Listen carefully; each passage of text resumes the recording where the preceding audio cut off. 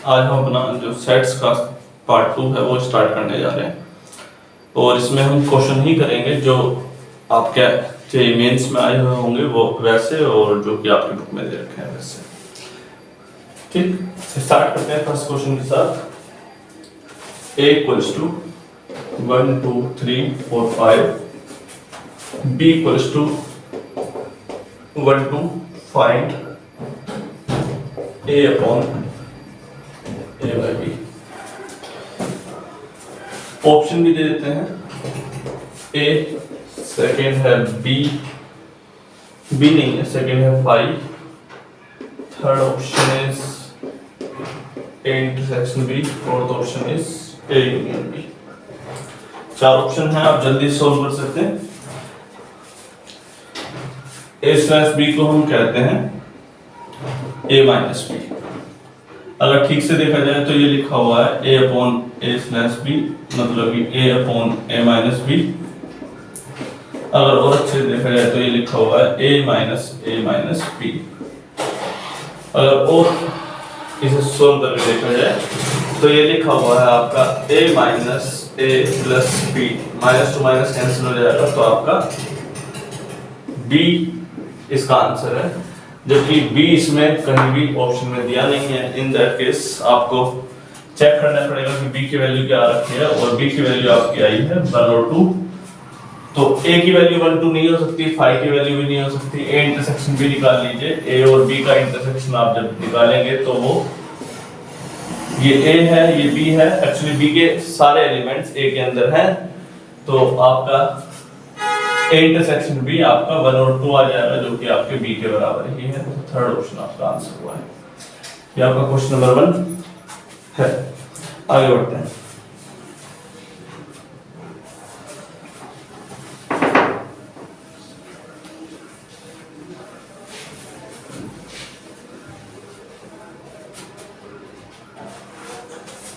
Question number 2.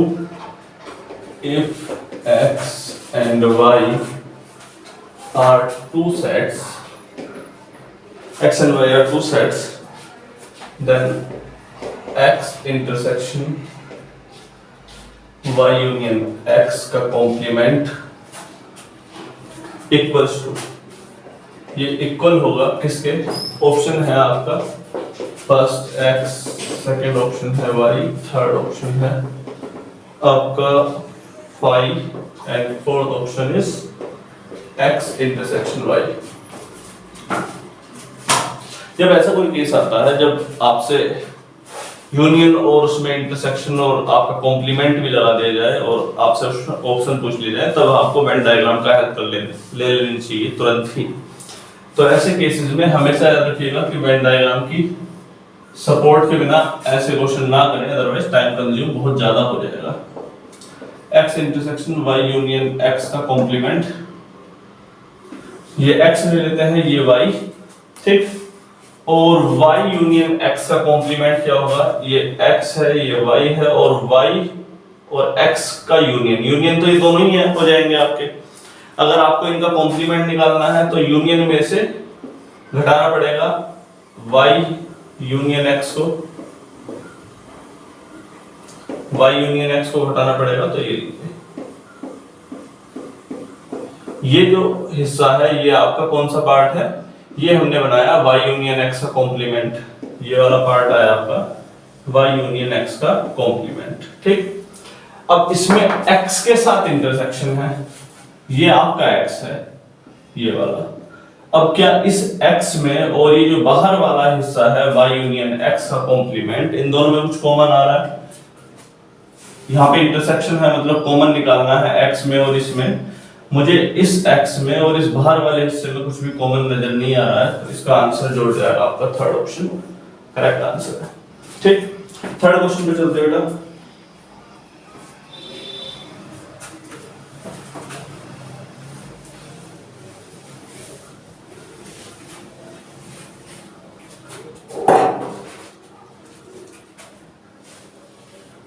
Third question is let a equals to 1 2 3 4 and b equals to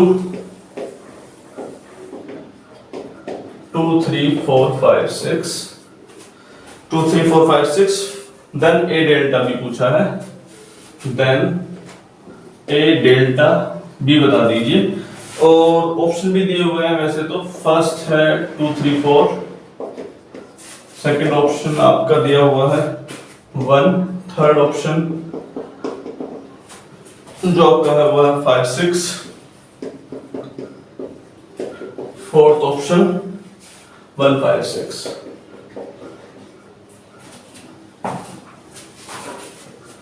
A delta भी आप जानते हैं symmetric difference की property वाला एक फंक्शन है। आपको ए और बी दो सेट होते हैं जिसमें ए डेल्टा बी का मतलब A minus B union B minus A होता है, A minus B union B minus A, ये आपका ए डेल्टा बी को दिखाता है। या फिर इसको हम और भी कह सकते हैं, हमने बताया था A union B minus A intersection B, ये दोनों टर्म ही आपकी ए डेल्टा बी को शो करती हैं।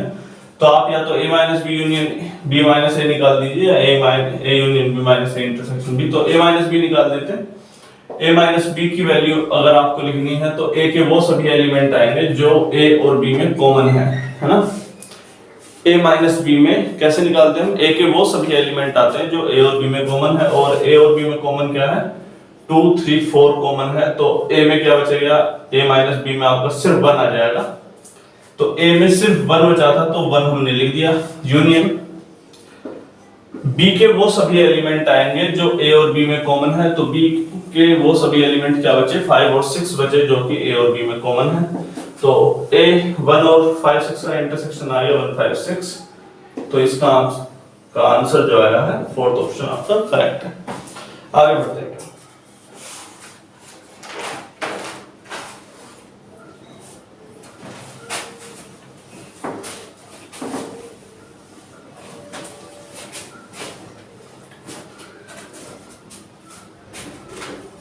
क्वेश्चन नंबर 4, कुछ केस दिए हुए हैं। लेट बोला है कि n A minus B equals to 25 plus x, n B minus A equals to 2x, and n A intersection B equals to 2x, n A intersection B equals to 2x, and A intersection B equals to 2x if and A equals to 2 and B find x। x की value निकालनी है आपको, question करना start कर दीजिए।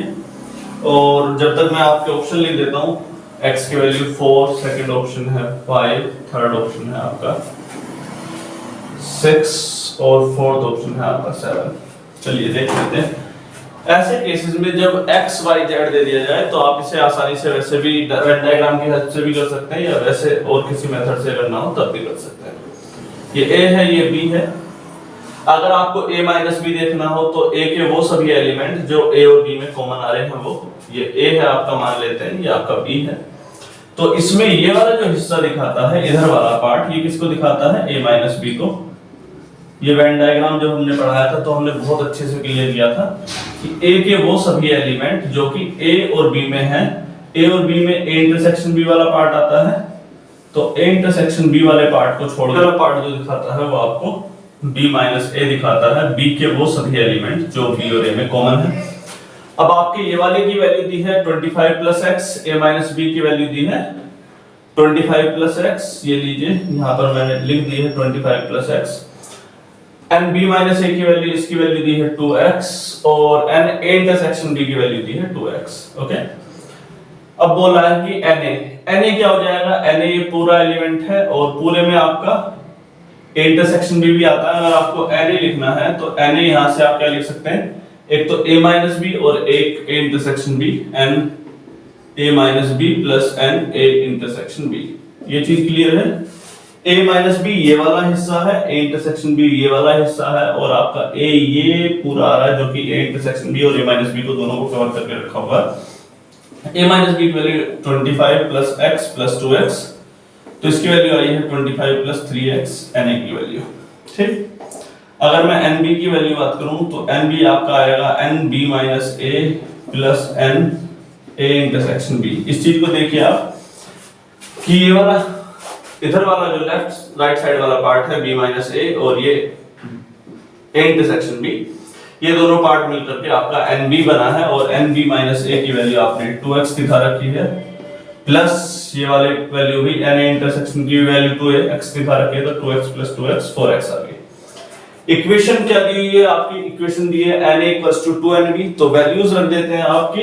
na की value आई है 25 plus 3x, 25 plus 3x और इसको इक्वल कर दो 2 times of nb, 2 times of nb। nb की वैल्यू बेटा 4x दे रखी है तो 4x रख देते हैं, 2 4 जा 8x, 25 plus 3x equals to 8x, तो 3x को इधर ले जाइए, 8x minus 3x equals to 25 यानी कि 5x, 5x इक्वल्स टू 25 तो आसानी से आ जाएगा आपका x इक्वल्स टू 5, तो x की वैल्यू कितनी आई है 25/5, आपका 5 आंसर आ गया है, तो ऑप्शन नंबर 2 आपका इसका सही आंसर है।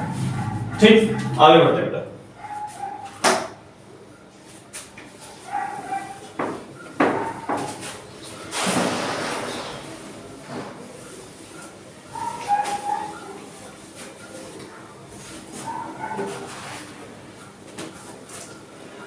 Question number 5.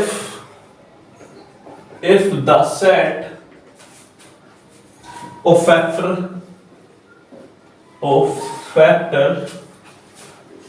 of a whole number n, of a whole number n, if the set of a factor of whole number n including n itself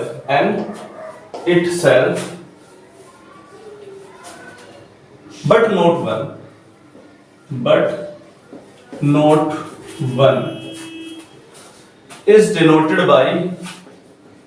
is denoted by fn. If f16 intersection f40 equals to fx, find then value of x पूछी है। सवाल देखिए, इतना difficult question है नहीं, बस इसकी language थोड़ी सी अच्छी नहीं लग रही है हमें, है ना शायद आपको। If the set of A factor जानते हो ना, 4th क्लास में पढ़े होंगे आपने, 5th या 4th क्लास में। किसी भी नंबर का फैक्टर, जैसे 4 का फैक्टर करना हो तो फैक्टर आ जाते हैं इसके 1 2 4, 15 का फैक्टर करना हो तो आंसर आता है 1 3 5 15, 16 का करना हो तो भी आपका आ जाएगा 1 2 4 8 16। जैसे 40 दिया हुआ था, 40 का फैक्टर क्या आ जाएगा? 40 का फैक्टर आ जाएगा 1 2 4 5 8 8 5 जा 40, 10 4 जा 40 और किसी से कटता है 40, 10 के अलावा 10 4 जा 40, 24 जा 40 और 41 जा 40। ठीक, क्लियर है? यही फैक्टर होते हैं जो हमने 3rd 4th 5th क्लास में पढ़ा दिए जाते हैं और 3rd 4th क्लास में पढ़ा दिए जाते हैं, ऐसी कोई बात नहीं है, 4th क्लास में आ जाते हैं। तो बोला है कि हमने इसमें सब कुछ काउंट किया, n इटसेल्फ, n एक नंबर है, मान लेते हैं n नंबर 4 है, इसमें n को भी काउंट किया है, इसको भी काउंट किया, लेकिन 1 को काउंट नहीं किया है। तो यहां पर है कि f16 के फैक्टर में आपको क्या क्या काउंट करना है? 16 को काउंट करना है, 8 को, 2 को, 1 को काउंट नहीं करना है। ठीक, केवल 1 को काउंट नहीं किया गया, उसके सारे फैक्टर को काउंट किया गया। तो f16 जो आप लिखोगे वो क्या लिखोगे? 2 4 8 और 16। 1 को छोड़ करके सारे फैक्टर fn से डिनोट हो रहे हैं, डिनोटेड बाय fn। ये लीजिए इंटरसेक्शन 40 के सारे फैक्टर 1 को छोड़ करके 2 4 5 8 10, 2 4 5 8 10 20 और 40। इन दोनों में इंटरसेक्शन देखिए, 2 4 8, 2 4 and 8 is the intersection. It is the intersection between these two. It is equals to fx. Then simply अगर जो आपका fn है वो इस चीज को दिखा रहा है तो x की वैल्यू क्या हो जाएगी आपकी, x की वैल्यू आपकी डायरेक्टली 8 आ जाएगी, क्योंकि ये जो फैक्टर आएगा ये आपका 8 का ही फैक्टर है। ठीक से देखेंगे 1 2 4 8, हमको 1 को काउंट नहीं करना है, आपको 2 4 8 को काउंट करना है। तो ये जो दिखा रहा है ये f8 को दिखा रहा है, f8 को, तो x की वैल्यू आपकी 8 आ गई। अच्छा सवाल था और हो जाएगा आगे हटा दें।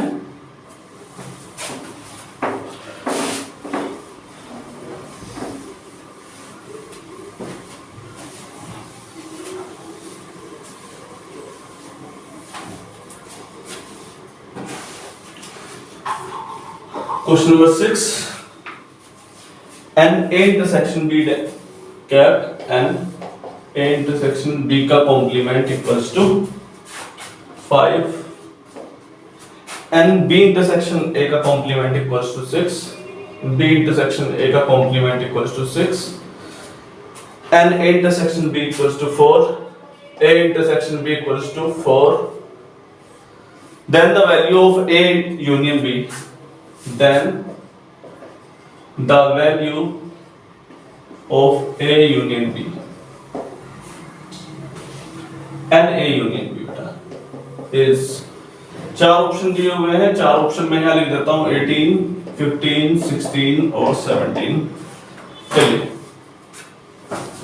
तो A इंटरसेक्शन B का कैप होता क्या है ये हमको पता होना चाहिए वैसे तो इसे देख लेते हैं। A इंटरसेक्शन B का कैप है क्या, A इंटरसेक्शन B का कैप मतलब कि A के सारे एलिमेंट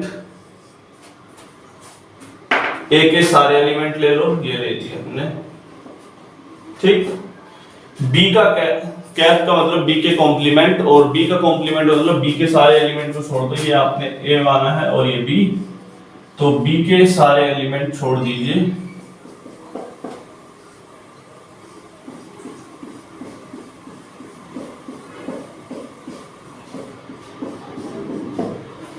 रियलिटी इज, अब इन दोनों में इंटरसेक्शन क्या है वो बताओ।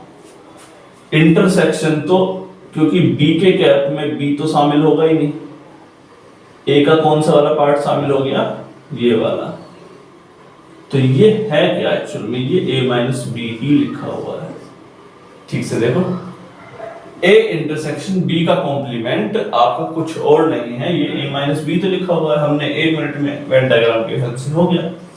अब मतलब A इंटरसेक्शन B का जो कॉम्प्लीमेंट है ये कुछ और नहीं, एन A माइनस बी दिया हुआ है जिसकी वैल्यू 5 है, एन B इंटरसेक्शन A का कॉम्प्लीमेंट जो दिया हुआ है एन B माइनस A दिया हुआ है जिसकी वैल्यू 6 दी हुई है, और एन A इंटरसेक्शन B की वैल्यू 4 दी है। आसान है, अब तो ये हो गया है लगभग मेरे हिसाब से। दूसरी वैल्यू कितनी दी है आपकी 6 दी है, और A इंटरसेक्शन B की वैल्यू 4 दी है, तो जो आ जाएगा n A minus B plus n A B minus A plus n A intersection B, जो कि 5 प्लस 6 प्लस 4, 6 5 11 4 15, 15 इसका आंसर आ जाना चाहिए, और ये आपका ऑप्शन नंबर 2 इसका आंसर आ गया बेटा। चलिए आगे बढ़ते हैं बेटा।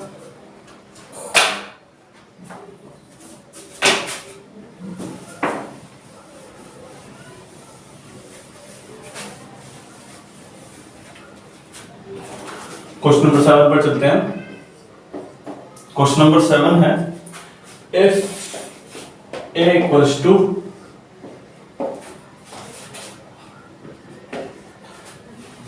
2,4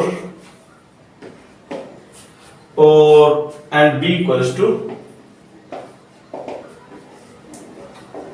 3,5, then A intersection B, आप इसको जानते हैं, ये आपका बाहर की तरफ निकला हुआ है, मतलब ये आपका ओपन इंटरवल है। ओपन इंटरवल का मतलब कुछ इस प्रकार से, ठीक। इसकी बात करें तो ये वाला अंदर की तरफ है तो ये क्लोज इंटरवल है, और ये वाला बाहर की तरफ है तो ये आपका सेमी ओपन इंटरवल हो गया। मतलब कि 3 को काउंट करेगा और 5 को काउंट नहीं करेगा।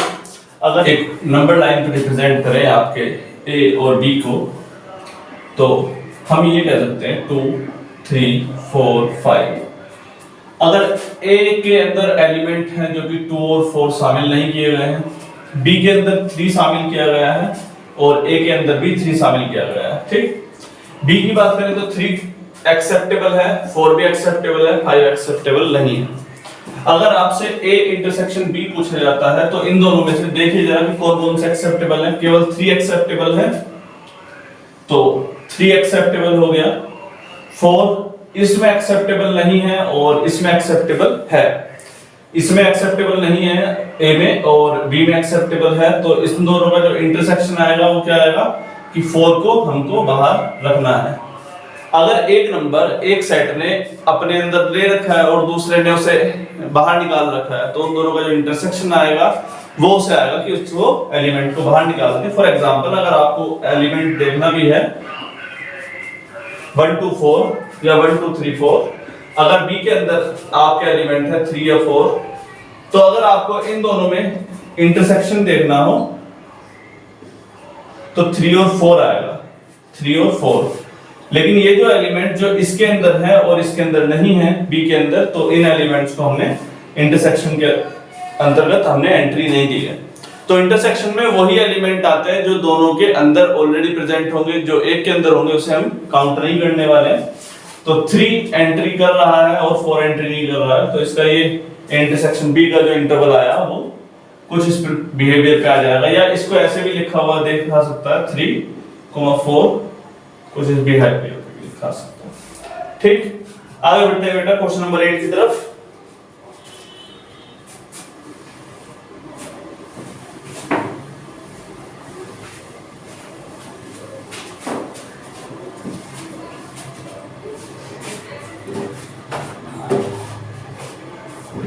क्वेश्चन नंबर 8 है, let A and B are two set, दो सेट दिए हुए हैं, देन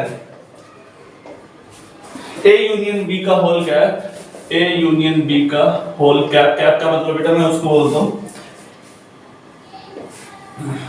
कॉम्प्लीमेंट सेट को, और A कॉम्प्लीमेंट यूनियन B। इसकी वैल्यू पूछी गई है आपसे और इसके 4 ऑप्शन मैं आपके सामने लिख देता हूं। A का कॉम्प्लीमेंट, दूसरा ऑप्शन है B का कॉम्प्लीमेंट, तीसरा ऑप्शन है 5, फोर्थ ऑप्शन है यूनियन। 4 ऑप्शन आपके सामने दे दिए गए हैं और इन 4 ऑप्शन के आपको सोल्व करना है। देखिए बेटा, इसको हम आसानी से करना चाहें तो हम वेन डायग्राम की हेल्प से कर सकते हैं। वेन डायग्राम की बहुत सारे बल्कि हमने क्वेश्चन करा दिए हैं, इसे ऐसा करते हैं विदाउट वेन डायग्राम करने की कोशिश करते हैं। ओके, A यूनियन B का होल कैप, अगर मैं इसे ओपन करके लिखूं, ये आपका लिखा हुआ है डिमॉर्गन लॉ। आप जानते हैं डिमॉर्गन लॉ, डिमॉर्गन लॉ होता है A यूनियन B का जो कॉम्प्लीमेंट होगा, A का कॉम्प्लीमेंट इंटरसेक्शन B का कॉम्प्लीमेंट होगा। तो मैं इसे फिलहाल लिख देता हूं A का कॉम्प्लीमेंट इंटरसेक्शन B का कॉम्प्लीमेंट यूनियन A का कॉम्प्लीमेंट यूनियन B का B। ओके, अब मैं इसे ओपन करके लिख रहा हूं बेटा, A का कॉम्प्लीमेंट यूनियन A का कॉम्प्लीमेंट इंटरसेक्शन A का कॉम्प्लीमेंट यूनियन B। अब बात करते हैं B पर, B का कॉम्प्लीमेंट यूनियन A का कॉम्प्लीमेंट, एक बार B का कॉम्प्लीमेंट यूनियन B।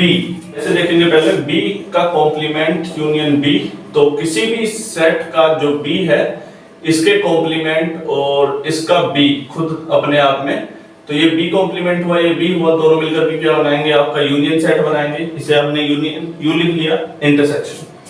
अगर इन दोनों की बात करें तो इन दोनों में आपका A कॉम्प्लीमेंट कॉमन है, तो इसे लिख सकते हैं A complement union B intersection B complement. ठीक से देखेंगे यहां पर B कॉम्प्लीमेंट या B इंटरसेक्शन B कॉम्प्लीमेंट और A कॉम्प्लीमेंट इन दोनों में कॉमन है। ठीक, इसके बाद में इंटरसेक्शन A का कॉम्प्लीमेंट यूनियन A का कॉम्प्लीमेंट, अगर दोनों ही शब्द आपके सेम लिखे हुए हैं, दोनों ही सेट एक जैसे लिखे हुए हैं, तो उन दोनों का कॉम्प्लीमेंट का यूनियन सेम ही आ जाएगा।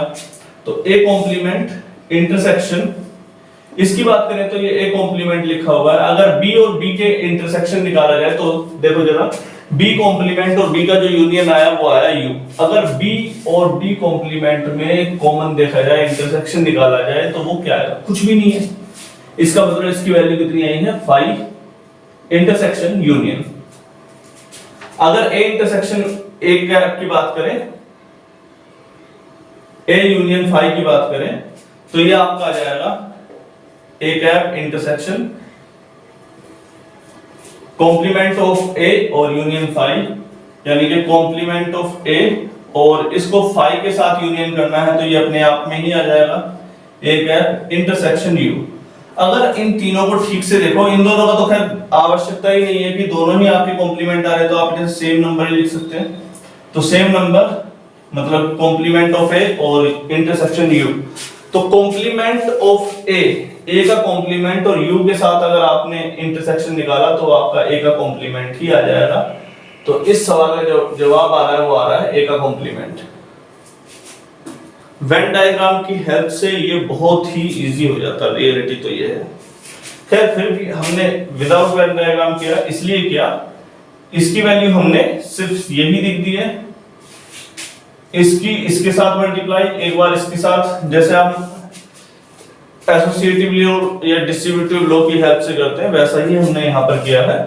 और इन दोनों का यूनियन यू ही आने वाला है और इन दोनों का जो इंटरसेक्शन आने वाला है वो 5 आया है। यहाँ पर इन दोनों का इंटरसेक्शन अगेन ए कैप ही आया है और इसका और इसके साथ इंटरसेक्शन जो आया यू के साथ वो आपका ए कैप ही आया है। अब आप इस क्वेश्चन को अपने वेन डायग्राम की हेल्प से बना के देखिए और आपको पता लगेगा कि इसका आंसर क्या आपका कॉम्प्लीमेंट ऑफ ए ही आ रहा है। क्वेश्चन नंबर ए हो गया बेटा 8। क्वेश्चन नंबर 9 पर चलते हैं।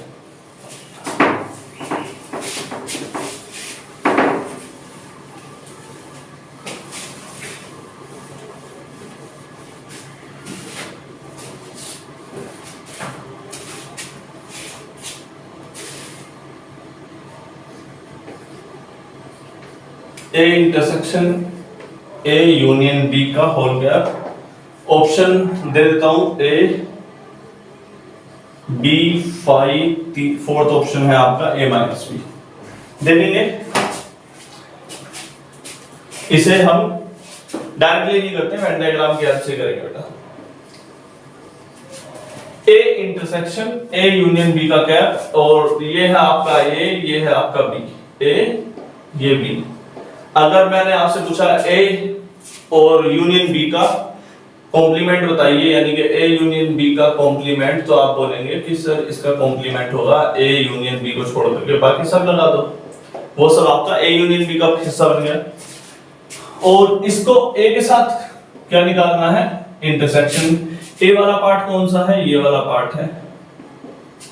ए वाला पार्ट कौन सा है? ये है। तो ए यूनियन बी का कॉम्प्लीमेंट बाहर वाला हिस्सा है, ए आपका इंटरनल पार्ट है और इन दोनों में जो इंटरसेक्शन आ रहा है वो कुछ दिखाई दे रहा है? मुझे तो कुछ नजर नहीं आ रहा है, तो इसका आंसर आपका 5 आ गया। थर्ड केस और इजी केस। चलिए आगे बढ़ते हैं। ठीक, क्वेश्चन नंबर 10 की तरफ चलते हैं बेटा। क्वेश्चन नंबर 10 ये है, if x equals to if 4 की power n minus 3n minus 1 where n belongs to natural number and y equals to 9n minus 1 where n belongs to natural number, पूछा है आपसे then x union y, then x union y की value बता दीजिए और option दिए हुए हैं आपको। पहला ऑप्शन है इसका x, दूसरा ऑप्शन है y, तीसरा ऑप्शन है आपका नेचुरल नंबर और फोर्थ ऑप्शन है 5। हाँ तो बेटा इस क्वेश्चन में बायनोमियल थ्योरम एक्सपेंशन का इस्तेमाल होने वाला है, उसे हम एक बार देख लेते हैं। आप बायनोमियल थ्योरम जानते हैं, x प्लस a की power n, n c0, x की पावर n a की power 0 plus n c1 x की पावर n minus 1 a की power 1 plus n c2 x की पावर n minus 2 a की power 2 plus up to कहाँ तक जाती है बात, की जाती है NCn-2 x की पावर 2 और a की पावर n-2 प्लस NCn-1 और x की पावर 1 a की power n-1 plus NCn x की पावर 0 हो जाएगी और यहाँ पर आ जाएगा a की पावर n। ये आपका बायनोमियल थ्योरम का एक्सपेंशन है। हम इसमें x प्लस a की पावर n खोला है तो हम यहाँ पर 4 की पावर n को ओपन करते हैं। 4 को हम लिख देते हैं 3 प्लस 1 की पावर n, और क्योंकि हमारी a वाली जो सारी टर्म है वो 1 हो जाएगी, तो क्योंकि यहाँ पर हमने 1 ले लिया है तो a वाली सारी टर्म चाहे तो आप नेग्लेक्ट कर दीजिएगा। तो हम फिलहाल इसके लिए लिख देते हैं NC0 3 की पावर n प्लस NC1 3 की पावर n-1 प्लस NC2 3 की power n-2 plus up to कहां तक जाने वाली है टर्म NCn-2 3 की पावर 2 प्लस NCn-1 3 की पावर 1 प्लस NCn 3 की पावर 0। इन सभी टर्म को बहुत अच्छे से देखिएगा बेटा। ये वाली जो टर्म है NCn 3 की पावर 0 और NCn 3 की पावर 0 तो 1 ही होता है आपका, और NCn हो जाएगा n का फैक्टोरियल अपॉन ये वाला जो नीचे वाली टर्म है वो भी 0 का फैक्टोरियल हो जाएगा। कुल मिला के ये वाली जो सारी टर्म है आपका वो 1 ही आ जाने वाली है। ये वाली सारी टर्म आपकी बन आ जाएगी। इसकी बात करें NCn-1 3 की पावर 1, तो NCn-1 और 3 की पावर 1 ये क्या लिखा हुआ है n-1 अपॉन n-1 और 3 की पावर 1, तो ये 3n ही लिखा हुआ है। अगर NCn-1 3 की पावर 1 आपसे ओपन करने के लिए कहा जाए तो ये 3n लिखा हुआ है। फिलहाल इस चीज पे फोकस नहीं करते हुए इसको और देखें। 3 की पावर 2 को क्या लिखा हुआ है 9 इंटू NCn-2 NCn-2। इस तरफ की सारी टर्म NC0 3 की पावर n, NC1 3 की पावर n-1 प्लस NC2 3 की power n-2 plus up to जहां तक जा रही है।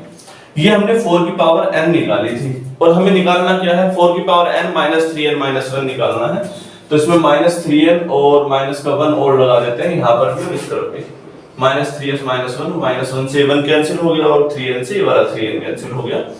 अगर हम इस टर्म को ठीक से देखें तो यहाँ पर 3 की पावर n है, 3 की पावर n-1 है और ये वाली जो टर्म है 9 है। कितनी 3 की पावर 2 9 आ रहा था, तो इस पूरी टर्म में से एक चीज कॉमन आ सकती है आपकी 9, और यहाँ पर देखा जाए तो क्या बचेगा NC0 3 की पावर n-2 प्लस NC1 3 की power n-3 plus up to so on NCn-2। ये वाली टर्म आपकी बच गई। हमने पूरी टर्म में से 9 को कॉमन निकाल लिया। अगर यहां से सपोज करो 9 को मैंने कॉमन निकाला 3 की पावर n में से, तो हमें क्या करना पड़ा 3 की पावर 2 के ऊपर नीचे मल्टीप्लाई, ऊपर वाला 3 की पावर 2 मतलब 3 3 जा 9 तो बाहर आ गया। क्या बचा यहाँ पर 3 की पावर n अपॉन 3 की पावर 2 यानी कि 3 की पावर n-2। तो इसी तरीके से सारी की सारी टर्म दो पावर से शिफ्ट हो गई, दो पावर उसमें माइनस हो गई। ये आप ये मत सोचिए कि यहाँ 3 की पावर n लिखा है और यहाँ 3 की पावर n-2 क्यों लिख दिया है। ये एक सिंपल मैथमेटिक्स है, ये आपको बहुत आसानी से समझ में आनी चाहिए। हमने ये देख लिया कि 4 की पावर n-3n-1 ये कैसा है, it is the multiple of 9। क्या देखा यहां से मल्टीपल ऑफ 9, पहला केस इतना आसान है, क्लियर हो गया। दूसरा वाला जो y था वो भी मल्टीपल ऑफ 9 है, ये भी आसान है। इतनी चीज क्लियर है। हम एक चीज और देख लेते हैं NCR और R है आपका, हम जानते हैं कॉम्बिनेशन वाले रूल से R always greater than equal to 0, यानी कि n-2 always greater than equal to 0, तो n always greater than equal to 2 होगा। तो n कैसा होगा हमारा पॉजिटिव होने वाला है। n कैसा होने वाला है पॉजिटिव होने वाला है, क्योंकि ग्रेटर देन इक्वल टू 2। अगर इतना समझ में आ गया तो मैं इसे हटा देता हूं, क्योंकि अब इसकी कुछ काम नहीं है। बायनोमियल एक्सपेंशन करके हमने ये देख लिया कि ये किसका है, ये मल्टीपल ऑफ 9 है, जबकि दूसरा पहला सेकंड वाला भी मल्टीपल ऑफ 9 है। अब इसका हमें क्या निकालना है, फिलहाल तो हमें इसका x यूनियन y निकालना है। जल्दी से देखते हैं कैसे। क्वेश्चन टाइम कंज्यूम ज्यादा करना है, इसको हटा देते हैं बायनोमियल एक्सपेंशन को।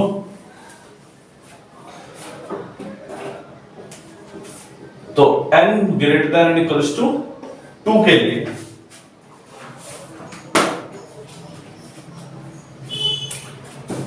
तो वैल्यूज देखते हैं, अगर y की भी चेक करते हैं और x की भी चेक कर लेते हैं। एक बार n इक्वल्स टू 1 रखा, एक बार n इक्वल्स टू 2 रखा, n इक्वल्स टू 3 रखा। ठीक, दोनों के केस में देखिए x की जो वैल्यू आएगी यहाँ पर क्या आएगी, ये वाला फंक्शन है आपका 4 की power n minus 3n minus 1, तो 4 की पावर 1 रखा जब आपने माइनस 3 इंटू 1 माइनस 1, 4 माइनस 4 0 आ गया। इसमें 4 की पावर 9 इंटू, इसका फंक्शन है 9 इंटू n माइनस 1, तो n की जगह पर जब आप 1 रखेंगे तो 1 माइनस 1 ये वाली टर्म आ जाएगी आपकी 0। जब आप 2 रखेंगे तो 9 इंटू 2 माइनस 1 ये वाली टर्म आपकी आ गई 9, 9 इंटू 3 माइनस 1 9 इंटू जा 18। अगर इसकी बात करें तो n इक्वल्स टू 2 के केस 1 के केस में या 2 के केस में 1 के केस में 0 आ गया, 2 के केस में 3 इंटू 2 माइनस 1 4 4 जा 16 माइनस 3 2 जा 6 और 7 9 7 16। और अगर हम n की वैल्यू 3 रखते हैं जब कितनी आएगी इसकी वैल्यू माइनस 4 3 इंटू 3 माइनस 1 4 16 चौका 64 64 माइनस 10 54। अगर 54 को भी देखोगे तो ये लिखा हुआ है 9 छक्का 54। एक्चुअल में दोनों की दोनों टर्म ही 9 की मल्टीपल आ रही हैं, ये हमने देख लिया। अब जब दोनों ही टर्म एक जैसी पैटर्न को फॉलो करती हैं तब क्या होता है, जब दोनों ही एक जैसे टर्म को पैटर्न को फॉलो कर रही हैं तो उन दोनों के जो अंदर के एलिमेंट हैं वो एक जैसे हो गए, यानी कि उनमें से एक सबसेट है और एक सुपरसेट है। उनमें से एक सबसेट हो गया और एक सुपरसेट हो गया, आसान सी भाषा में लिखा जा रहा है। तो अब इनमें से सबसेट कौन है और सुपरसेट कौन है ये आपको देखना सबसे ज्यादा जरूरी है, बस ये चीज है। इसमें देखो जब हमने 0 रखा तो 0 9 9, यहां पर आया 18, यहां पर आया 54 3 रखने पर, यहां पर कितना आया 18, यहां पर कितना आया 54, यहां पर 54 कब आएगा, जब हम n की वैल्यू 7 रखेंगे तो 7 माइनस 1 9 6 या 54 जब आएगा। मतलब ये वाला जो y है ये x के सारे एलिमेंट को कंटेन करके रखा हुआ है। देखो 54 इसमें 3 पर ही आ गया, इसमें 7 पे आया, मतलब 54 तो इसके अंदर है ही है, लेकिन उससे पहले का जो 18 इसने नहीं रख रखा है, 18 भी तो इसने रख रखा है। 18 के बाद 36 भी इसके अंदर हो सकता है, होगा बिल्कुल होगा, है ना। अगर जब हम यहाँ n की वैल्यू 4 रखेंगे, सपोज करो 9 इंटू 4 माइनस 1 9 इंटू 3 27 आ गया, ये भी तो आ रहा है। तो जो y के अंदर के एलिमेंट आ रहे हैं, अगर मैं आपको बताना चाहूं तो वो आप अगर 1 के बाद के लिए लेना चाहते हैं या 2 के बाद के लिए भी लेना चाहते हैं तब भी, अगर n greater than n equals to 2 है और इसके लिए लेना चाहते हैं तो 2 के लिए लेके चलिए 9 18 27 9 36 54, ये टर्म आ रही है आपकी y की, ये y के अंदर के एलिमेंट आ गए। x के अंदर के एलिमेंट क्या क्या आ रहे हैं, x के अंदर के एलिमेंट आप देखिए 2 के लिए 9 आया था और क्या आया 3 के लिए 54 आया, फिर आगे वाली टर्म आप रख के निकाल सकते हैं आसानी से। तो इन दोनों में सबसेट कौन नजर आ रहा है आपको, जल्दी बताओ। तो इसमें से x के अंदर सारे एलिमेंट नहीं आ रहे, y के अंदर सारे एलिमेंट आ रहे हैं, तो y क्या हो गया आपका, x सबसेट हो गया y का, x सबसेट हो गया y का, तो y क्या हो गया, y सुपरसेट हो गया। और y सुपरसेट हो गया तो इन दोनों का जो यूनियन आएगा वो क्या आएगा, x यूनियन y, वो आएगा y। कितना आसान है। अगर पूछा जाता x इंटरसेक्शन y तो वो क्या आ जाता, x आ जाता। कितना आसान क्वेश्चन, मतलब इसमें सिर्फ एक पैटर्न को फॉलो किया गया, उसे सोल्व किया गया। ऐसा करते हैं, इसी के जैसा एक और क्वेश्चन करते हैं और देखते हैं कि आप उसे आसानी से कर सकते हैं या नहीं कर सकते हैं। ठीक,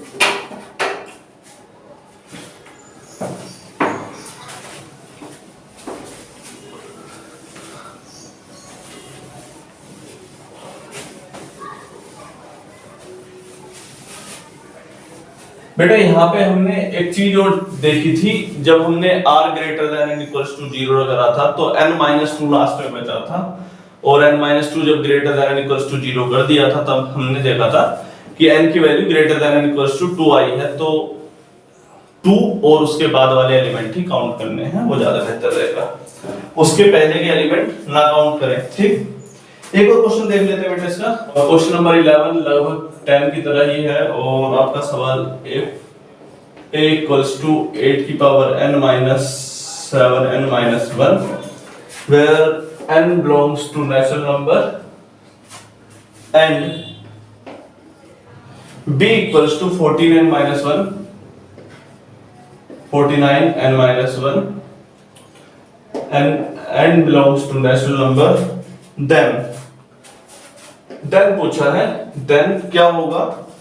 फर्स्ट केस बोला है कि इन्होंने a सबसेट होगा b का, सेकंड केस बोला है कि b सबसेट होगा a का, थर्ड केस क्या बोला है a इक्वल्स टू होगा b के, फोर्थ केस क्या बोला है कि a सबसेट होगा b के। पिछले वाले क्वेश्चन की तरह ही है, बायनोमियल एक्सपेंशन का इस्तेमाल करना है और आपको देख लेना है कि इनमें से ज्यादा एलिमेंट किसके पास आ रहे हैं। तो a को देख लेते हैं, a में 8 की पावर n है, इसे लिखते हैं 7 प्लस 1 की पावर n, और इसे लिखेंगे बायनोमियल थ्योरम एक्सपेंशन, जो कि आपको पता ही है nc0 7 की पावर n प्लस nc1 7 की power n minus 1 plus up to and so on ncn minus 2 7 की पावर 2 प्लस ncn माइनस 1 7 की power 1 plus nc n minus 0 n, तो 7 की पावर 0 7 की पावर 0 आएगी 1। ठीक, तो हम इसके सबसे लास्ट वाले पार्ट पर जाते हैं, nc0 7 की पावर n प्लस nc1 7 की power n minus 1 plus up to and so on ncn minus 2 7 की पावर 2 49। ठीक, प्लस ncn माइनस 1, और आपको पहले भी बताया था ncn माइनस 1 की जो वैल्यू आएगी वो आएगी nn minus 1 upon n minus 1, और तो ये वैल्यू आपकी n के बराबर आ जाएगी, मतलब कि 7n प्लस ncn और 7 की पावर 0 दोनों की वैल्यू बनाएगी। हमने ये निकाली थी 8 की पावर n की वैल्यू, और हमें माइनस 7n माइनस n 1 करना है, तो माइनस 7n माइनस 1 माइनस 1 से प्लस 1 7n से 7n गया। इन दोनों में से 49 कॉमन आ रहा है, तो 49 कॉमन निकालिए, तो क्या बचा 49 का मतलब बेटा 7 की पावर 2 है, तो 7 की पावर 2 अगर इसमें 7 की पावर 2 ऊपर मल्टीप्लाई कर दी जाए और नीचे से डिवाइड कर दिया जाए और 7 की पावर 2 को बाहर निकाल दिया जाए, तो 7 की पावर n माइनस 1 अपॉन 7 की पावर 2, तो ये वाली टर्म बचेगी 7 की पावर n माइनस 3। क्लियर है, आगे बढ़ते हैं। nc0 7 की power n minus 2 n minus 2 plus nc1 7 की power n minus 3 plus and so on ncn minus 2 और 7 की पावर 2 तो कॉमन ही ले लिया आपने, तो ये वाली टर्म बची आपकी। तो इससे हमें ये पता चला कि ये जो है इसका क्या है मल्टीपल, क्या पता चला कि ये वाली टर्म यानी कि ये है आपका 49 का मल्टीपल, 49 का मल्टीपल। और क्या पता चला यहां से लास्ट में आया n-2, n-2 का मतलब जो NCR होता है उसमें r की वैल्यू हमेशा greater than and equals to 0 होती है। तो यहां से और क्या पता चला कि n-2 की value greater than and equals to 0, तो n की value greater than and equals to 2। ये केस फंसा आपके सामने, तो n की वैल्यू भी आपको पता चल गई कि आपको लेनी है क्या greater than and equals to 2। अब एक ये टर्म है आपकी, एक ये टर्म है, कर लीजिए। अब इसे हटा देते हैं, इसकी आवश्यकता नहीं है, n की वैल्यू आएगी, तो एक आपका a है, a यहां लिख देते हैं, b को यहां लिख देते हैं, और a है आपका 8n-7n-1 और ये है 49n-1 और n की वैल्यू जो लेनी है ग्रेटर देन इक्वल टू 2, मतलब कि n की वैल्यू एक बार 2 लीजिए, n की वैल्यू एक बार 3 लीजिए, n की वैल्यू एक बार 4 लीजिए। जब आप इन वैल्यूज को इसके अंदर रखेंगे तो आपको समझ में आ जाएगा कि इन दोनों में से एक सबसेट है, एक सुपरसेट है, जैसे इससे पहले वाले केस में हुआ था, और उसी के आधार पर आप इसका ऑप्शन में आंसर लगा दीजिएगा। तो आपको पता चलेगा कि इनमें से एक सबसेट था, एक सुपरसेट था। आपको याद होगा पिछले वाले केस में भी, तो कौन सबसेट आया था? ये वाला हिस्सा जो था पिछली बार भी ये सबसेट बना था। ये क्या था? ये सबसेट बना था और ये वाला जो पार्ट था ये आपका सुपरसेट बना था। याद है? ये वाला हिस्सा आपका सुपरसेट बना था क्योंकि इसमें ज्यादा एलिमेंट काउंट हो गए थे और इसके अंदर कम एलिमेंट काउंट हुए थे। आप इन्हें करिएगा और आपका जो बी है वो सबसेट हो जाएगा, वो सुपरसेट हो जाएगा और ए सबसेट हो जाएगा। तो आपके क्वेश्चन नंबर 11 का जो आंसर हो गया वो हो गया 1। ठीक, ये जो बीच में इक्वल टू का साइन है वो जब आता है जब वो प्रॉपर सबसेट हो, a not equal to b, या और भी केस आते हैं तब लगेगा। ठीक है, चलिए बेटा आगे बढ़ते हैं। हटे, इसे यहां पे बेटा वैल्यू रख के सोल्व कीजिएगा, ऐसे नहीं कि बीच में में छोड़े। इसके बाद अगर आपको A यूनियन B और B यूनियन A निकालना पड़े तो वो भी आप आसानी से निकाल सकेंगे, मुझे भरोसा है आप पे। ठीक, चलिए नेक्स्ट क्वेश्चन पे चलते हैं। चलिए एक सिंपल सा सवाल कर लेते हैं, बहुत ही सिंपल सा। क्वेश्चन नंबर 12, चलो तो बताओ, A minus B union B minus A union A intersection B, इसकी वैल्यू किसके बराबर आएगी? इसे तो आप देखते ही आसानी से बता सकते हैं कि इसकी वैल्यू किसके बराबर आएगी। तो कैसे करेंगे? बहुत ही आसान एक मेथड, हमने बहुत बार इस सवाल को कराया भी है। वेन डायग्राम मेथड, ये है आपका A, ये है आपका B, और A का वो वाला हिस्सा जो B के अंदर ना आता हो उसे बोलते हैं हम A माइनस B। ठीक, B का वो वाला हिस्सा जो A के अंदर ना आता हो उसे बोलते हैं B माइनस A, और A इंटरसेक्शन B वो वाला हिस्सा जो दोनों में आता हो उसे बोलते हैं A इंटरसेक्शन B। तो इन तीनों ने मिलकर के क्या बना दिया? ये पूरा का पूरा एक सेट तैयार कर दिया। मतलब ये एक्चुअल में A यूनियन B ही लिखा हुआ है। क्या लिखा हुआ है? A union B। ये सवाल बस इतना सही था, बस मनोरंजन के लिए लिखा था। सॉरी, चलिए आगे बढ़ेंगे। क्वेश्चन नंबर 12 हो गया है, क्वेश्चन नंबर 13 की तरफ चलते हैं और ये सवाल देखते हैं। Which is simplified representation of this? Which is simplified representation of A का कॉम्प्लीमेंट इंटरसेक्शन B का कॉम्प्लीमेंट इंटरसेक्शन C का कॉम्प्लीमेंट, C का कॉम्प्लीमेंट नहीं बेटा, union B intersection C union A intersection C, और ऑप्शन है आपके where ABC are subset of a set, are subset of a set X, किसी एक ही सेट X का हिस्सा है। तो इसमें आप ऑप्शन दिए गए हैं बेटा, पहला है एक A, सेकंड ऑप्शन है एक B, थर्ड ऑप्शन है C, और फोर्थ ऑप्शन है X intersection A union B union C। देखेंगे, वो वाला थोड़ा मनोरंजन के लिए क्वेश्चन था, इससे पहला वाला, ये वाला मनोरंजन के लिए नहीं है, ये करना ही है ना। हालांकि इसे अगर हम करें वेन डायग्राम की हेल्प से तो काफी आसानी से हो जाएगा, और वैसे करेंगे तो भी हो जाएगा। चलो देख लेते हैं किसके इक्वल आ रहा। तो लो, वेन डायग्राम तैयार, A बी सी, ठीक, ए बी सी, ये सी हो गया, थोड़ा सा नीचे बन गया, कोई नहीं, चल जाएगा। ये आपका ए है, ये वाला पार्ट बी और ये वाला पार्ट सी, ठीक। ये आपका एक्स मान लीजिए या यूनियन मान लीजिए, एक्स का मतलब ये सब इसके सबसेट है, तो इसे आप यू जो लेके चलते हैं उसे आप एक्स मान सकते हैं, कोई इसकी आपत्ति नहीं, क्योंकि ये सब इसी का हिस्सा है, सबसेट है ना, एक्स के ही, तो यूनियन आपका एक्स हो सकता है।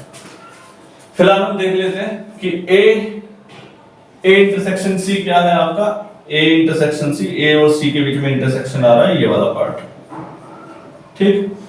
बी इंटरसेक्शन सी, बी और सी में इंटरसेक्शन वाला पार्ट आ रहा है आपका ये वाला पार्ट, ठीक।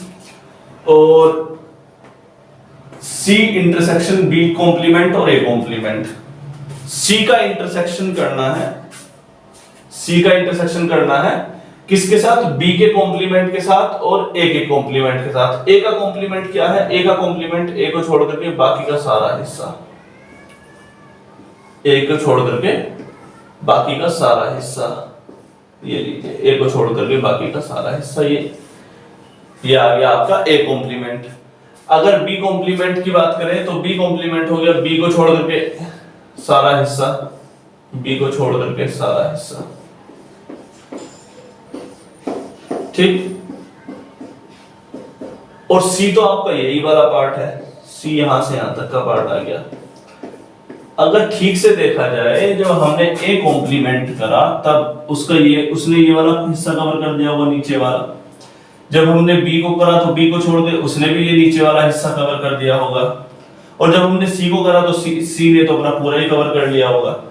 एक्चुअल में इन दोनों के कॉम्प्लीमेंट ने और इसके इंटरसेक्शन ने, दोनों ने मिलकर के सी के ये निचला वाला जो हिस्सा है जो बच गया था अभी तक बच गया था, वो वाला हिस्सा पूरा कवर कर लिया, ठीक।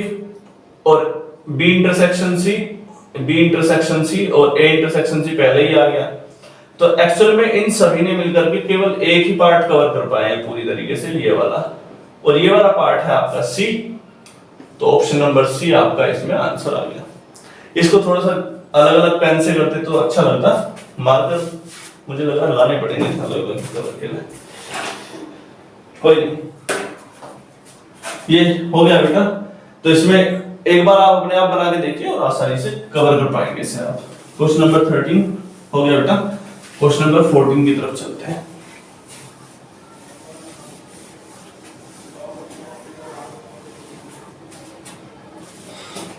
हाँ तो बेटा क्वेश्चन नंबर 14 पर चलते हैं, और ये क्वेश्चन हमने पहले भी दिया, उसमें आपके मैच द फॉलोइंग क्वेश्चन आ रहे हैं, और 3 क्वेश्चन आपके सामने दिए हुए हैं और इनके सामने 4 ऑप्शन है ना। इनको हमें सोल्व करना है और देखते हैं वेन डायग्राम की हेल्प से सोल्व करने की कोशिश करते हैं। तो ये ए है, ये आपका बी है, दो आपके सेट हैं, और बोला गया है कि बी का कॉम्प्लीमेंट माइनस ए। आप जानते हैं कि बी का कॉम्प्लीमेंट क्या हो जाएगा, बी को छोड़ करके बाकी सारा हिस्सा बी का कॉम्प्लीमेंट हो जाएगा, मतलब बी को छोड़ करके बाकी सारा पार्ट, पॉइंट से मार्क करते हैं जरा, ठीक, बी को छोड़ करके बाकी सारा पार्ट। तो ये वाला, और इसमें से ए घटा देना है, ए के सारे एलिमेंट हटा दीजिए, इसमें से ए के सारे एलिमेंट हटा दीजिए, ये लीजिए ए के सारे एलिमेंट हटा दिए। अब क्या बना आपका, ये एक्चुअल में बी और ए का कॉम्प्लीमेंट बना, ठीक, यानी कि ए यूनियन बी का ही कॉम्प्लीमेंट बना। लेकिन फिलहाल इसके साथ में हमें एक और चीज बोली है कि बी का कॉम्प्लीमेंट भी ऐड करना है या यूनियन में लाना है। अब बी का कॉम्प्लीमेंट दोबारा से, ये लीजिए बी का कॉम्प्लीमेंट दोबारा से। तो पहली बार में हमारा क्या हुआ था, जब इसमें बी का कॉम्प्लीमेंट माइनस ए किया गया था तो ए का ये वाला पार्ट हट गया था, लेकिन जब दोबारा हमने इसमें बी का कॉम्प्लीमेंट किया तब ए का ये वाला पार्ट भी शामिल हो गया। अब देखा जाए तो अब ये बना क्या, सारा यूनियन मिलकर के बी वाला हिस्सा छोड़ करके बाकी का सारा पार्ट इसके अंदर आ रहा है, क्योंकि यूनियन है, इंटरसेक्शन तो है नहीं कि इंटरसेक्शन में कॉमन पार्ट निकाल लो बस, यूनियन है तो सारा ही लेना पड़ेगा।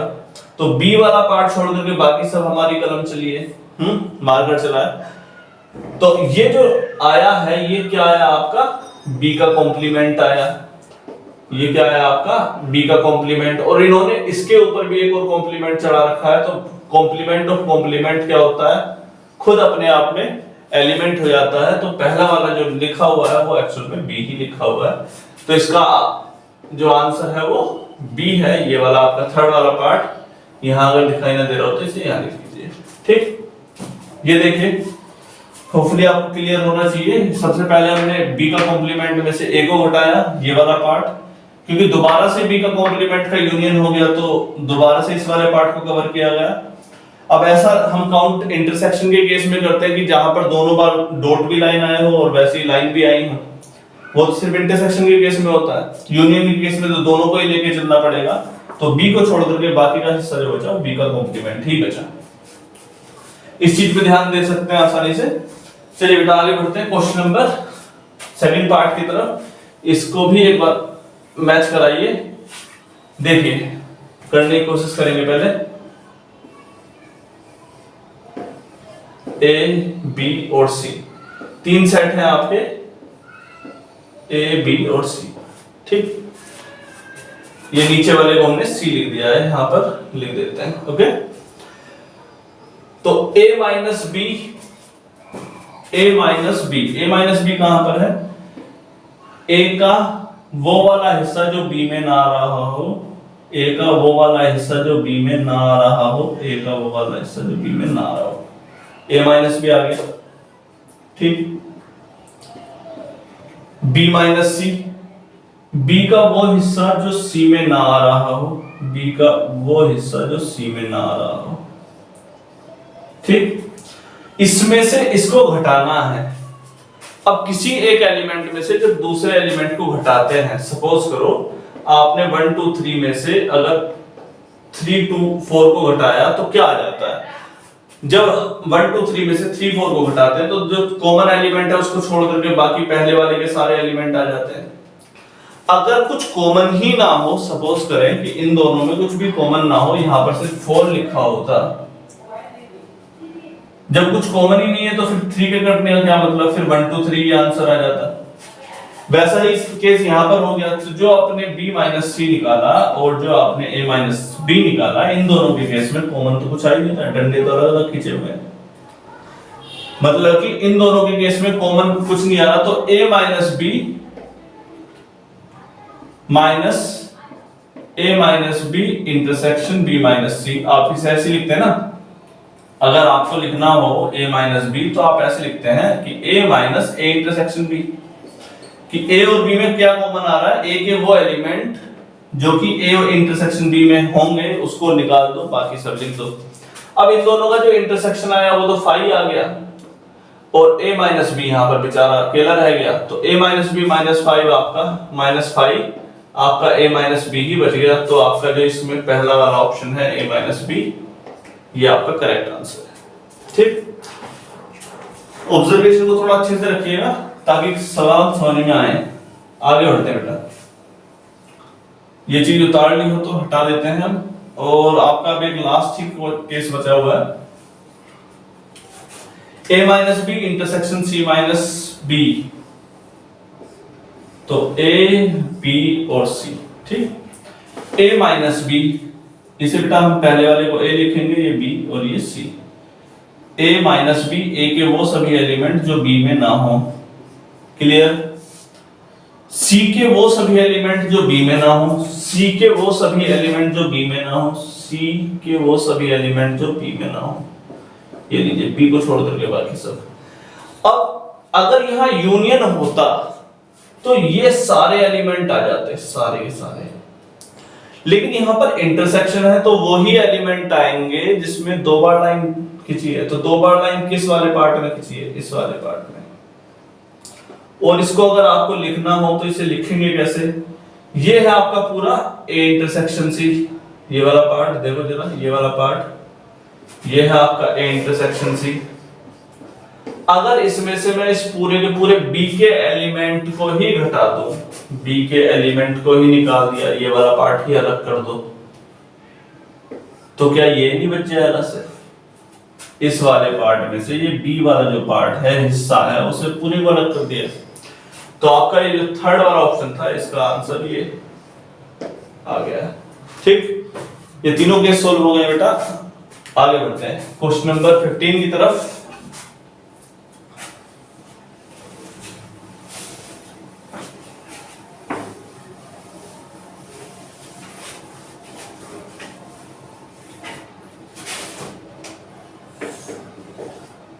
नंबर 15 की तरफ चलते हैं और आपके suppose A1 A2 A3 up to 30, ये सब आपके 30 सेट्स दिए हुए हैं और हर एक में 5 एलिमेंट्स हैं।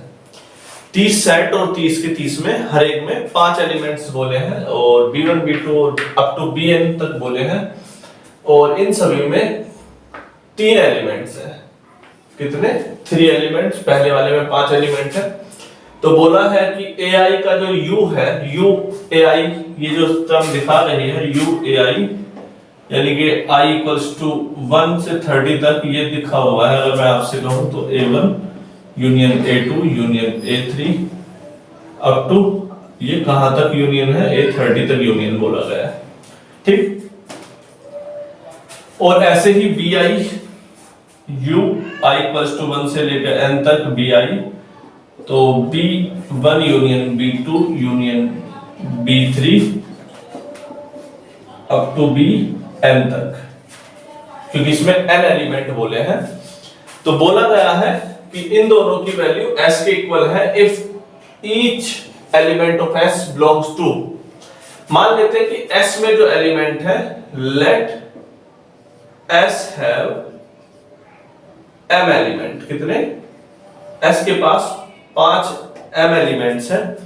हमें नहीं पता कितने एलिमेंट्स हैं, लेकिन बोले हैं आपका A सेट है। A सेट में समेशन निकाल लेते हैं बेटा।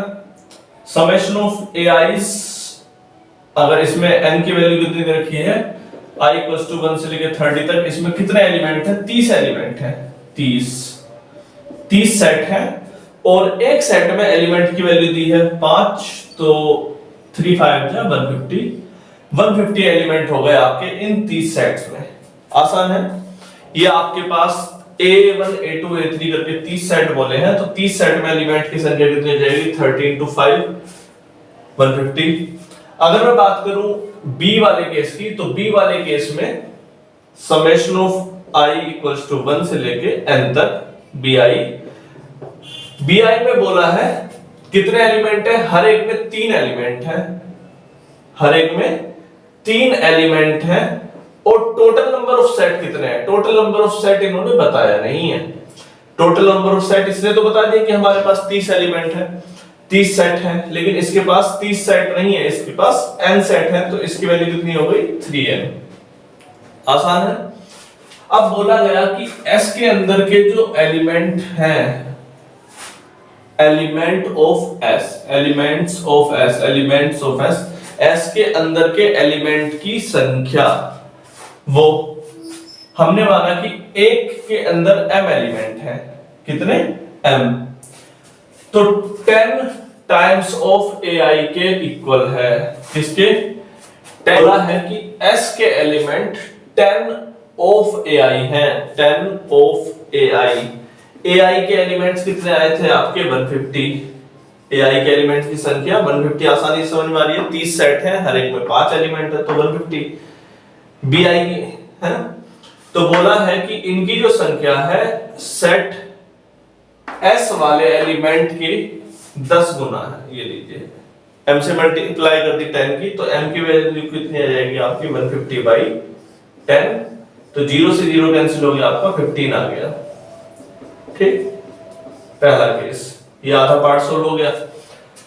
अब जो BI का केस था, BI के अंदर इन्होंने बोला कि n सेट है और एक सेट में 3 एलिमेंट। अगर 2 सेट होते तो कितने एलिमेंट हो जाते? एक में 3 तो 2 में 6, 3 में 9, 4 में 10, 4 में 12। n सेट है तो n में 3n हो जाएंगे। बोला है 9 ऑफ BJ, तो जो आपके m सेट्स का 9 टाइम्स है, m सेट का जो 9 टाइम्स है वो इसके इक्वल है। किसके इक्वल है? इसके एलिमेंट की संख्या m, उसका 9 गुना इसके इक्वल है। ये लीजिए कर दिया हमने। तो n की वैल्यू कितनी आ गई? 3 3 जा 9, 3m आ गई। n की जो वैल्यू आई है वो आई है 3m। n की वैल्यू 3 इंटू m, और 3 इंटू m की वैल्यू हमने क्या निकाली है? m की वैल्यू पहले वाले केस से 15 आई है। 15 3 जा 45। तो n की जो वैल्यू है, जो b वाले केस के, bj वाले केस के और bi वाले केस के जो आपके सेट हैं उनकी संख्या है आपकी 45। तो ये वाला केस आपका हो जाता है। तो इसमें 45 नंबर ऑफ सेट्स हैं सेकंड वाले केस के। If an equals to ax such that x belongs to natural number and bn intersection cn equals to dn, where bc belongs to natural number are relatively prime, then पूछा है कि क्या होगा। Option दिए हुए, पहला d equals to bc, second case बोल दिया है c equals to bd, third case दिया हुआ है b equals to cd, fourth case दिया हुआ है none of these। ठीक, ऐसे क्वेश्चन को करते हैं। तो आपका bn की वैल्यू क्या हो जाएगी? bn हो जाएगा आपका bx that x belongs to natural number। यहाँ पर क्योंकि b आपका एक प्राइम नंबर है, तो ये सेट की बात करें, the set is positive integral multiple of p। अब आप x की कुछ भी वैल्यू ले लीजिए, क्योंकि b आपका क्या है? एक प्राइम नंबर है। प्राइम नंबर आप 3 ले लीजिए, और x की आप कुछ भी वैल्यू लेंगे, सपोज करें 1 लेते हैं तो 3 into 1 3 आ जाएगा। एक बार हम c के लिए और केस में लिख देते हैं, cn equals to cx that x belongs to natural number and the set is positive integral multiple of c। ठीक, अगर मैंने आपसे पूछा कि bn इंटीग्रेशन cn, जबकि b और c कैसे हैं? आपके प्राइम नंबर हैं, और जब दो प्राइम नंबर का अगर हमें कॉमन निकालना हो तो कॉमन तो कुछ आने वाला नहीं है, क्योंकि b और c अलग अलग नंबर से इसलिए नोट किए गए हैं ताकि क्योंकि वे अलग हैं। अगर वे इक्वल होते तो b इक्वल्स टू c या ऐसी कोई टर्म यहाँ पर दी गई होती, क्योंकि उसके मल्टीपल एक ही नंबर है x। तो सपोज करो 1 है और b की वैल्यू आपने 5 माने हैं, तो 5 into 1। तो इन दोनों में अगर एक नंबर आ रहा है 5 और एक दूसरा सेट आया है 3, तो इन दोनों का अगर इंटरसेक्शन निकालोगे तो इंटरसेक्शन क्या आना चाहिए? इंटरसेक्शन 3 और 5 का इंटरसेक्शन 3 into 5 ही आएगा। 3 into 5 यानी कि 15 ही आएगा इन दोनों का इंटरसेक्शन। तो b इंटरसेक्शन cn जो आपका बिलोंग करेगा वो BCX के रेस्पेक्ट में बिहेव करेगा, और आपका x belongs to natural number. The set is positive integral multiple of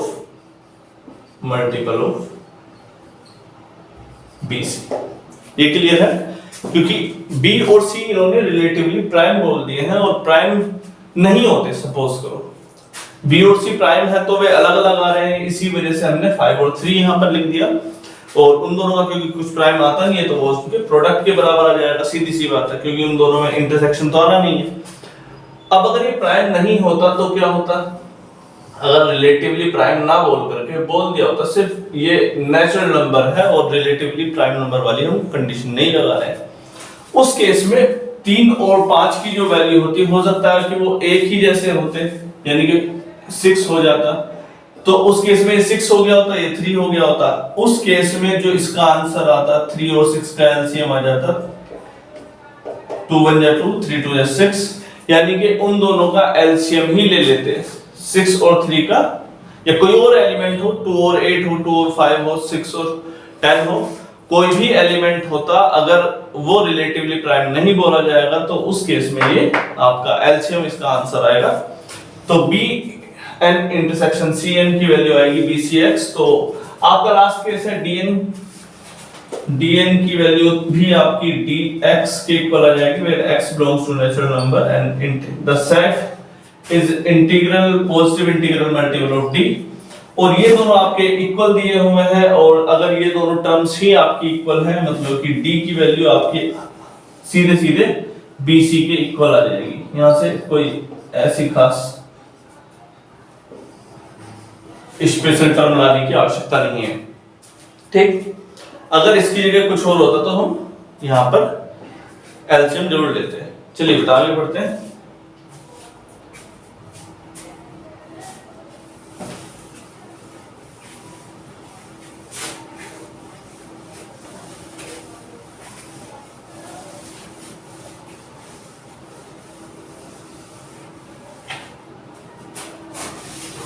number 17 देखते हैं, और ये है आपका out of 50 students taking examination in math physics and chemistry. 50 student हैं जो मैथ फिजिक्स और केमिस्ट्री में पार्टिसिपेशन करते हैं। Each student has to be passed, हर एक बच्चा पास होता है किसी ना किसी एग्जाम में। 37 pass in math, 24 pass in physics and 43 in chemistry.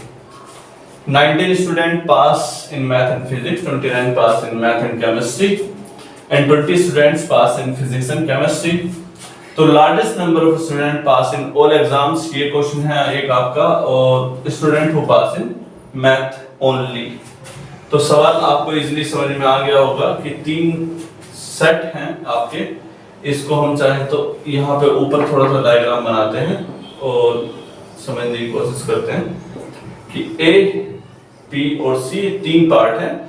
A में वह है जो मैथ को रिप्रेजेंट कर रहा है, ये वाला फिजिक्स को और एक केमिस्ट्री को, ठीक।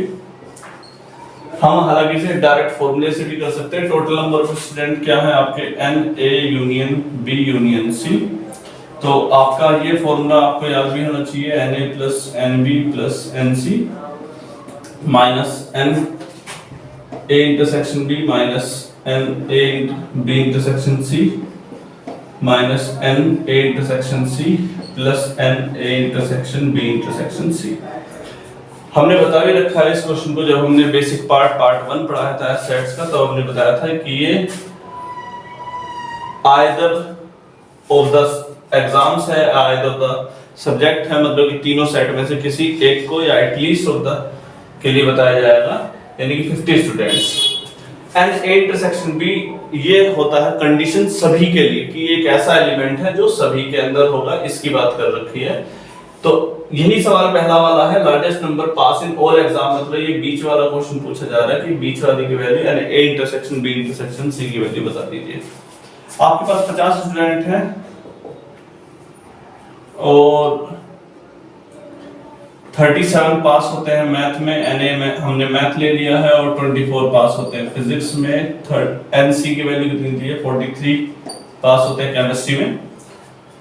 मैथ और फिजिक्स 43 हो गया, 19 पास होते हैं मैथ और फिजिक्स में, ये लीजिए 19 माइनस 29 पास होते हैं मैथ और केमिस्ट्री में, माइनस 29 प्लस माइनस 20 पास होते हैं फिजिक्स और केमिस्ट्री में।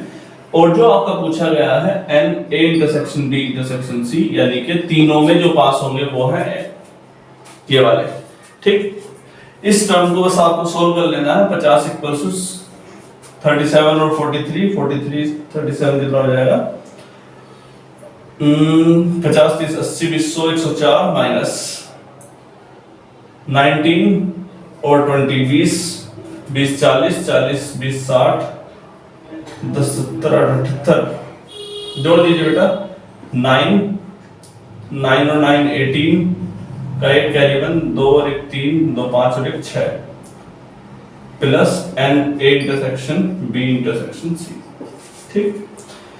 104 माइनस 68, 14 में से 8 गए 6 और 9 में ये गए 3 6 NA intersection B intersection C। इस बात को याद रखिएगा कि कैलकुलेशन करने में अगर आपका जो माइंड है वो बिल्कुल शार्प हो सकता है, लेकिन कैलकुलेशन करने में गलती ना हो एग्जाम में, इस चीज को अपने माइंड में रखिएगा। क्योंकि थोड़ी सी टाइम हो सकता है कि आपको इस चीज में 2 सेकंड या 4 सेकंड ज्यादा लग जाए, तब भी कैलकुलेशन करेक्ट कीजिएगा। तो 50 माइनस 36 यानी कि ये आपका आ गया है 14 आंसर। तो 14 स्टूडेंट्स ऐसे हैं जो कि आपके तीनों एग्जाम में पास होंगे। मतलब कि इसकी वैल्यू जो दी है N A intersection B intersection C, ये ए बी और सी, तो N A intersection B intersection C की वैल्यू दी है 14। ठीक। दूसरा केस है who pass only math only, सिर्फ मैथ में पास होंगे। मैथ में कौन कौन से पास होंगे? ये वाले बच्चे मैथ में पास होंगे, सिर्फ इधर वाले। ना वो मैथ और फिजिक्स के साथ रिलेशन में है, ना मैथ और केमिस्ट्री के साथ रिलेशन में है, और ना इन तीनों में कॉम्बिनेशन में रिलेशन में है। ये अगर उतर गया है तो ये तो डायरेक्ट फॉर्मूला भी इसका, इसे हटा देते हैं, मैथ ओनली वाले कर देते हैं। ठीक। अब देखते हैं सिर्फ मैथ वाले, जो बच्चे सिर्फ मैथ में पास होंगे, मतलब कि ओनली इन मैथ। ठीक, ओनली मैथ। तो इस केस में हमें सबसे पहले एन ए लेना पड़ेगा। एन ए में से एन ए हो गया पूरा वाला, पूरे वाले में से एक बार ये वाला पार्ट घटा दो। कौन सा वाला? मैं आपको बोलना चाहता हूं ए इंटरसेक्शन बी। देखो जरा, ए इंटरसेक्शन बी को घटा दो, एन ए इंटरसेक्शन बी, यानी कि मैथ और फिजिक्स वाले के इंटरसेक्शन, और इसमें से ये वाला पार्ट भी घटा दो। कौन सा वाला? मैथ और केमिस्ट्री वाला, माइनस ए इंटरसेक्शन सी, है ना। और जोड़ना कौन सा है? जोड़ना है ये बीच वाला, क्योंकि ये 2 बार घट गया बीच वाला पार्ट, एक बार इसके साथ भी घट गया और एक बार इसके साथ भी कवर हो गया। And A intersection B intersection C, इसमें जोड़ना पड़ेगा। तो सिर्फ मैथ में पास होने वाले बच्चे आ जाएंगे। तो मैथ में पास होने वाले बच्चे हैं 37। इसमें से मैथ और फिजिक्स में जो पास हुए हैं, पास इन मैथ एंड फिजिक्स, वो है 90 के बच्चे, माइनस 19। मैथ और केमिस्ट्री में जो बच्चे पास हुए हैं, मैथ और केमिस्ट्री में, वो बच्चे हैं आपके 29। और जोड़ना कितना पड़ेगा आपको? 14। क्लियर है? हमने सिर्फ और सिर्फ मैथ में निकालने हैं। तो 37 प्लस 14 कितना हुआ है? 51 माइनस 29, 39, 49, 48। तो ऐसे बच्चे कितने हैं? 3 ऐसे बच्चे हैं जो आपके सिर्फ मैथ में पास होंगे। इसी प्रकार से आप ओनली फिजिक्स वाले निकाल सकते हो, ओनली फिजिक्स वाले बच्चे भी निकाल सकते हो। सेम प्रोसीजर से आप ओनली केमिस्ट्री वाले भी निकाल सकते हो। तीनों केस संभव है। और सवाल आपका ये भी बन सकता है, how many student pass in only 1 exam. सिर्फ एक ऐसे बच्चे जो सिर्फ एक एग्जाम में पास हुए हों, या तो वो मैथ में पास हुए रहेंगे या फिर फिजिक्स में, केमिस्ट्री में, तो उन्हें कहा जाएगा स्टूडेंट पास इन 1 एग्जाम ओनली।